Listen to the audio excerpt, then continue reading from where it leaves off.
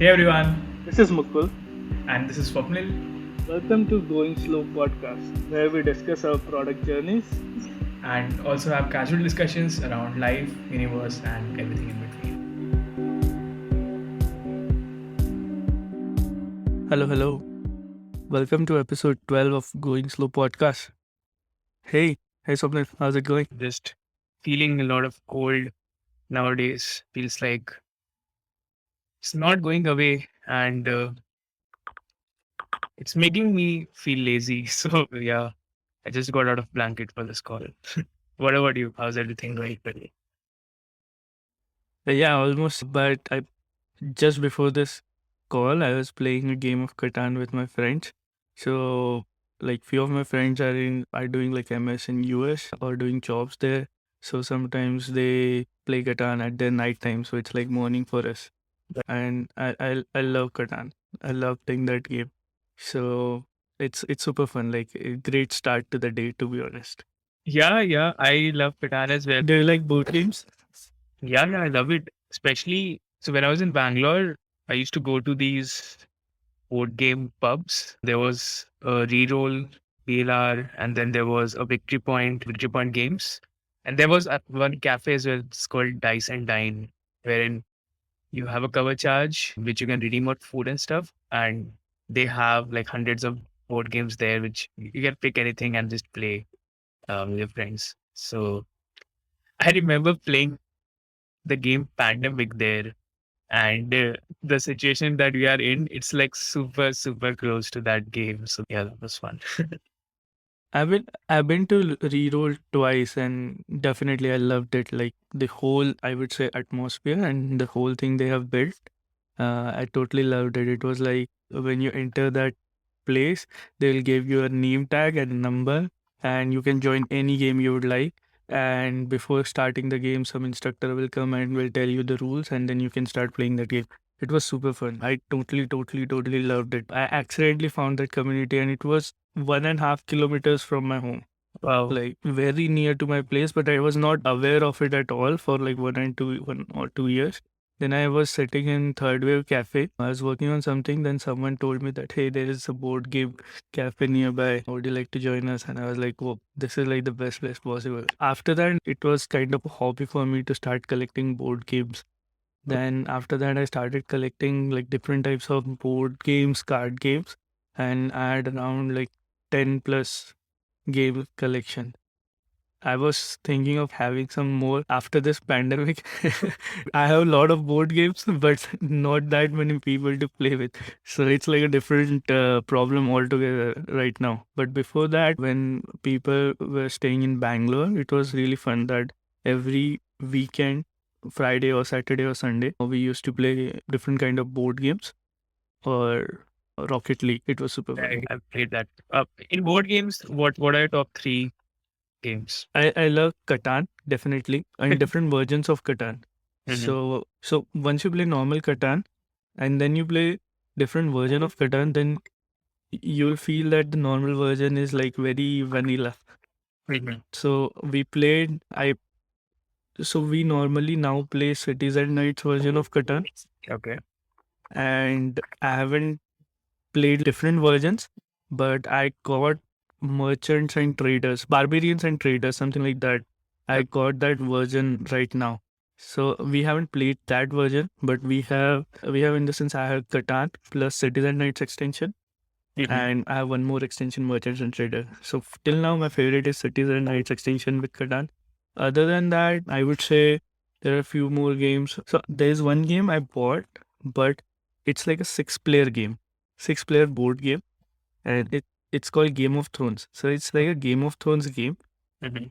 and you're assigned a house. Like for example, you'll be Winterfell or whatever the other houses are.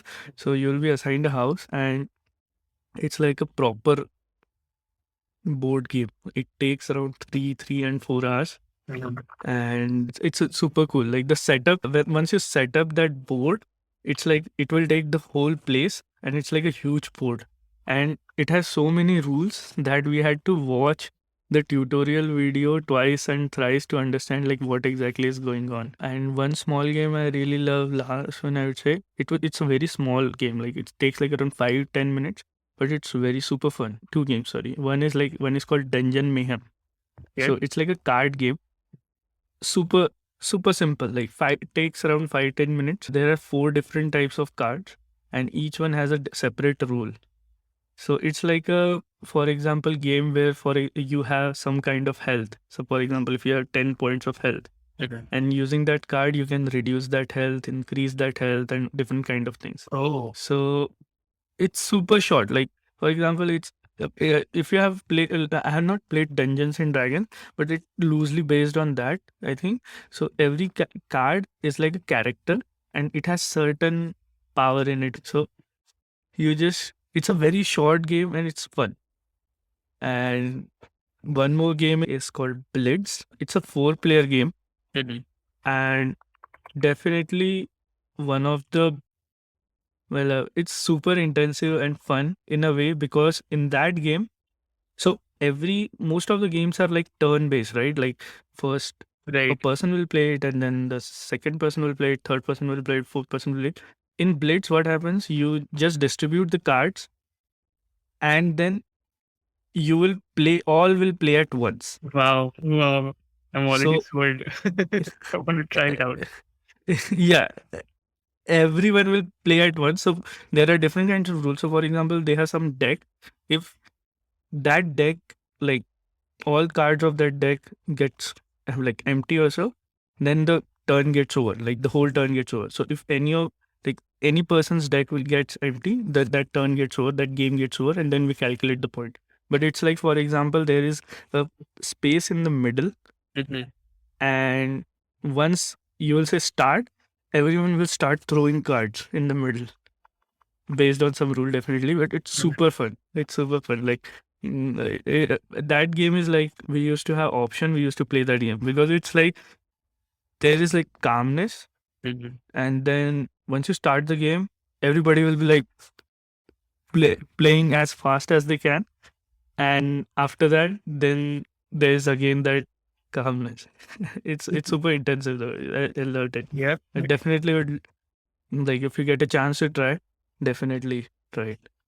I will. I will do that. What about you? What are your Yeah, I'll share. So yeah, Catan was definitely a hit when I first discovered it and played a lot with friends. Especially remember the frustration that people get when you play the Monopoly card. Have you had that card played against you? which one? Monopoly card. So it's like you get all the weed or all of one. Yeah. That is Oh, like yes, yes. you played and the other person Yeah. starts cursing you and like it's fun. Yeah. I remember one more, and this is something I played on in Dialogues Cafe.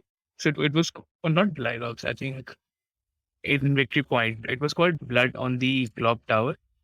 And it's not a board game per se, but it's a social game. It's like an advanced version of Mafia.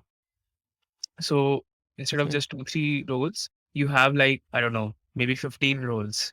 And the main difference is every person has some special ability. So it's not like you are a villager and you literally can't do anything. You'll have at least one special. And the other pro is that dead people can also talk and influence the game.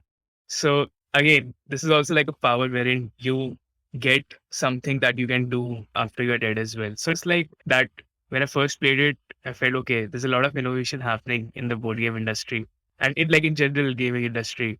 And so yeah, Blood on the Clock Tower is fun. Catan, though, that is like all time fun. Before that, I think I got Scotland Yard, but it was not super fun with my team when I played it because like my friend was like, "Hey, we want to chill. We don't want to sit and calculate all these permutations and combinations of what's happening." So that did not work out.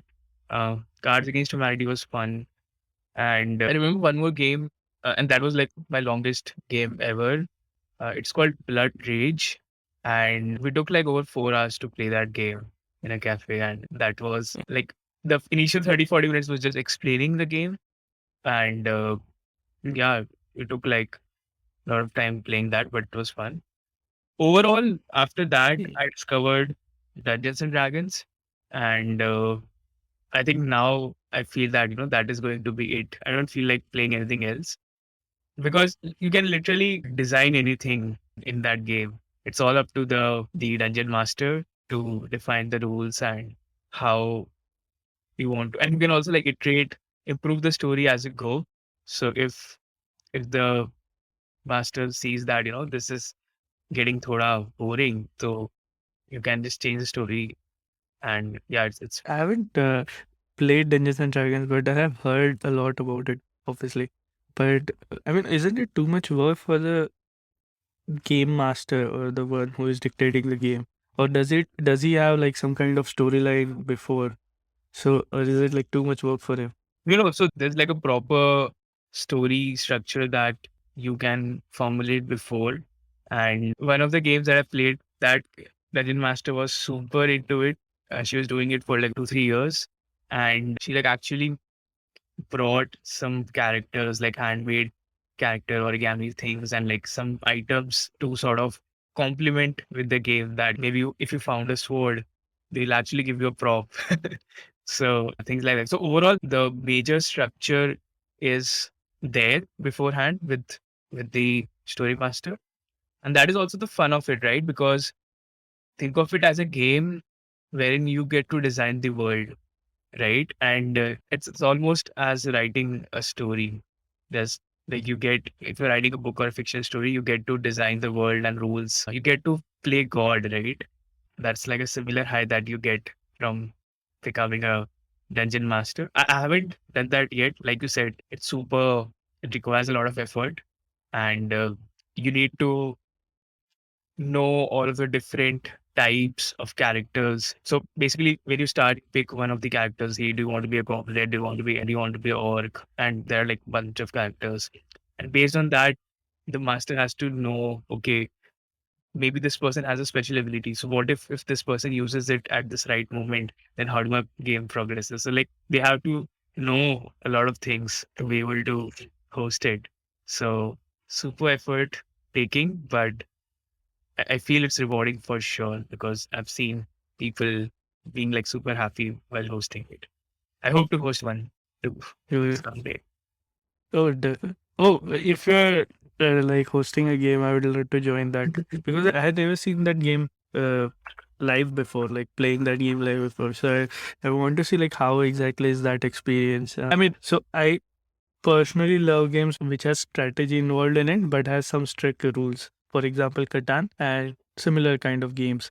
So, but I want to try games which are a bit free flowing, like Yeah, it's very Dungeons free and flowing. Dragons. You could define a strategy, but then for every action you have to do a dice roll, and the number on the die sort of determines the power of your action. So you might know that this action will get you results, but if you get a low number on that action, you sort of don't.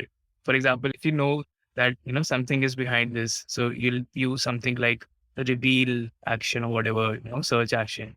But when you roll a die and you get a super low number, then it doesn't do anything. And then you are like, that something is there, but now the game master also has to figure out, okay, how do I get this item to this person? So it's a lot of fun. Interesting. That sounds interesting. I had one game which was very complex to understand. So it's called Clans of Caledonia. So I just got it. I saw the reviews looks good, and I didn't think that it will be complicated. And so the gist of the game is it's very complex game to even give a gist of, but it's something like there are like 4 or 5 different clans, and each clans have something of their own powers, and there are like a lengthy list of clans of Caledonia, basically name of the game. So we to understand that game. So once you understand it, once you play it, it will feel easy. Obviously, like all things. Right. Once you understand it, once you play that game, you will feel that it was so simple to understand and to get it. But to for when we wanted to play for the first time, we had to watch a YouTube tutorial video for like 20 minutes. So it was a 20-minute YouTube tutorial video, and it's a four-player game. So we four people watched it twice and then played that game. And if someone new, if someone new comes in and say, "Hey, I want to play that game. Would you play it?" And we get so, I would say, anxious to explain that game that we just send that YouTube link. Just watch this link and then come, so that we can give you like a faster gist of how it will be played out. But once you understand the game, it's amazing. It's amazing that how much thinking like how much thinking it is involved in that game. And it's total, like it's full strategy. And it's like, for example, there are like, assume there are 7 turns, and after 7 turns you calculate the points. So till 7 no one knows who is winning. So for example, in Qatar, everyone is sure that the person who has highest victory point is winning. Correct. But in that game, no one knows, because the point system is so complex. They have some kind of like 10 15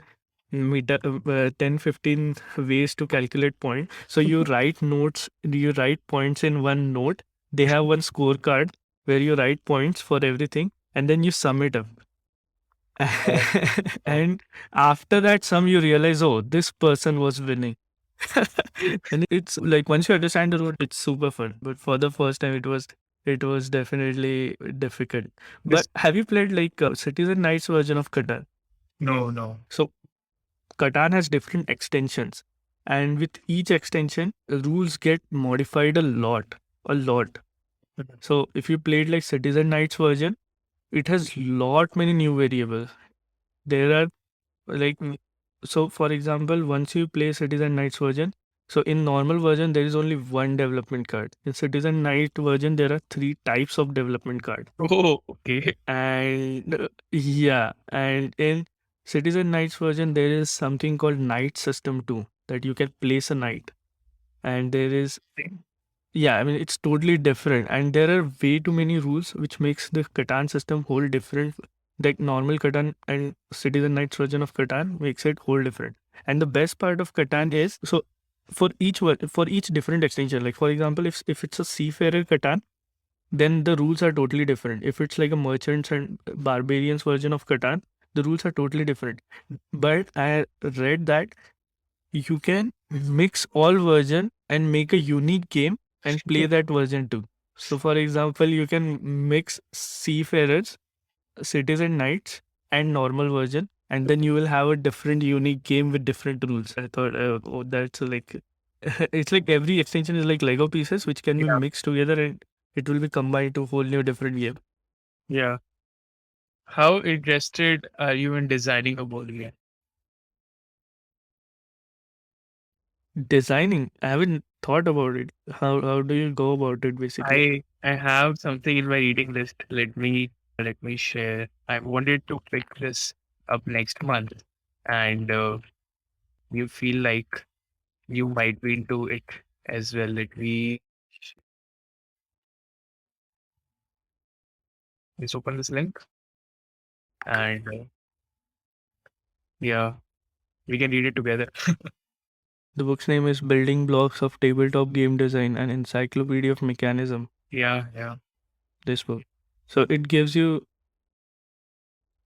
So what it does, it compiles hundreds of different mechanisms organized by category. Each has a description of how it works, discussion of its pros and cons, and how it can be implemented, and examples of specific games that use it. Building blocks can be read cover to cover, used as a reference when looking for inspiration for new design, help solving a specific problem, or assist in getting unstuck in the midst of project. This book, the first to collect mechanism like this in the tabletop game design field, aims to be a practical guide that will be a great starting point for beginning designers, a handy guidebook for the experience, and ideal classroom textbook. Damn. I Yeah, you did just not said know a Lego book pieces, like right? this exists. Yeah, you just said Lego pieces, right? So that's when I remembered this. This feels like a breakdown to help us understand the basic building blocks, and then we can mix and match. This feels something interesting. Oh yeah, this is interesting. Yeah, yeah. That's why I feel like this mix it up with like a 3D printing machine. You can build your own kind of set. So there was so when I was watching 3D printing videos, I was just curious about this whole thing. So there are a lot of people who make like Catan board out of 3D print, and it's so they the f- for example, if it's like a wood, so the wood tile will have some kind of 3D printing version of that wood tile will be so unique that it will look like wood. So it will be like 3D version. So there will be wood kind of then. That's super interesting. Have you read this book? No, I plan to. This is in my Feb reading list. I'm just thinking whether to pick it or not. But now I feel like I have someone to discuss it with. Even if like you're not reading it, I can at least discuss with you. Okay, this is something that I read.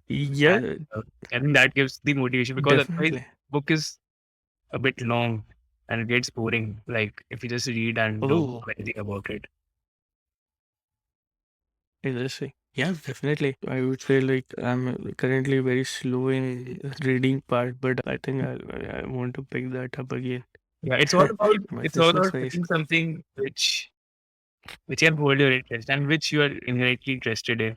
If it's something that you yeah, want to do inherently, then that's when the slackiness starts. But like this particular topic would be yeah. something that I feel, of course, I don't know what will happen, but I feel ki when I start reading it, it would be interesting enough to binge it. Some sense. Makes sense. So I'll share one more link. So I'm currently not sure how big or how famous this is, but this was like one of the website which it's like a Shopify store and they were using our app for some time. And this is like totally, I would say, just to give you just like this is specifically related to board games. So for example, instead of buying like multiple board game, what you can do is you can just buy a board game, like a board game which can it's like a LCD. Assume like it's like an iPad for board games. So for example, it's like a board game.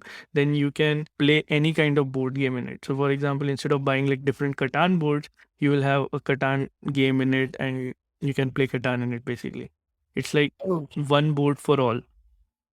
super interesting. Wow. I never had thought of that. It's like you have a Kindle for books. This is for games.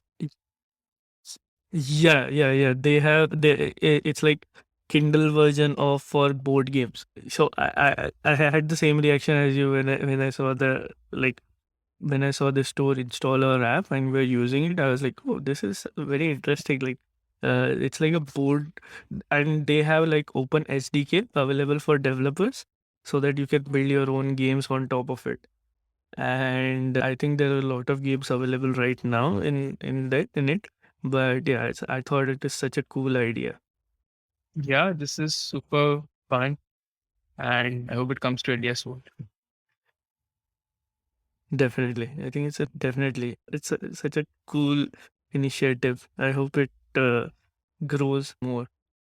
Yeah. I like the 3D, like if you integrate this with the 3D printer, you get the board game from here and the individual board game pieces you can print it out yourselves. I think that would be super fun. You can customize it as per Ha, your design. And yeah, I think the board game industry is going going places in the next few years. yeah, definitely. I went to my brother's place in Sydney, Australia, and there was a place for board games there, like to purchase board games. And I totally fell in love with that place. I went to that place then like more than 5 times after that. It is such a good place. Like for example, if you visit that place and you will see only board games, like hundreds, thousands of board games just there, and you can just read of the rules and see like what this does, what that does, and all these things. And there is also a section where you can play with other people. So it's like a cafe version, but the cafe is like secondary in this case. The main is like it's a shop, and cafe is secondary. So yeah, I mean, it was such a cool place to explore. And I got to know like there are in that place I got to know like there are like way too many board games. I used to think like, hey, board games, there must not be lot many board games or different types of board games. Or if I play one type of board game, then other type must be similar only. But it totally cancelled that notion for me because every board game was totally different in a way. And yeah, I mean, totally, it was an amazing experience, definitely. Yeah, it just opens so many possibilities. Yeah, I think super cool. And also the kind of energy that people put while playing. And like when you are in a cafe, you see other players playing it out and be very serious and putting a lot of thought. In general, I like that vibe wherein you are engrossed in Yeah. something so deeply, like you're in that flow state. And that flow state need not always come from work, it could be anything. And board games is one of those things where you can deeply engross yourself and just forget about anything else, right? It's like an escape. Definitely. And it's such a fun activity to even play with friends or even family. So me, my brother and his wife, we all were playing a board game non-stop. Like so I had like I bought like different kinds of board games from there, and then we were super competitive and serious about it. So if like one person loses the game, so he will say that, oh, let's play another, and and it was super fun, like the whole thing, and that was such a good, I would say, fun, and I would say like if you see Abhi in the past, it was such a great activity or memories. I would say like Right. totally in fun activities that I remember. So yeah, I mean totally like I'm super into board games and stuff. I used to love personally used to love the Rocket League kind of games too on PS. Have you played Rocket League? I think I have. I don't remember though. Is it like a racing game? Car racing? I don't And remember. it's like cars football, like cars. It's like a I've heard of it. you Not know. I have not played it then. I played that one wherein you have missiles and everything you can shoot from your car. But this Rocket League as I've Ah, heard okay, okay. a lot of times, but I've never gotten to playing it. I think let's keep the Yeah, PlayStation games to another episode. Otherwise, I think there will be a yeah, lot yeah, about definitely, yeah, in online like video games. So uh, totally, yeah, that's totally, this totally. episode. All right, folks. So yeah, this Yep. was like a totally random episode. Nothing work related. This was all about board games, I guess. Let us know if you liked it, if you would want to hear more about things on random topics. And if you didn't like us, definitely DM us and let us know so that we can think about how do we structure future episodes. And you can also tag us. Our handle is Going Slow Pod, and you can just let us know what other random topics you might want to hear on. And yeah, that's about it. See you next time. Until then, stay curious and don't forget to have fun.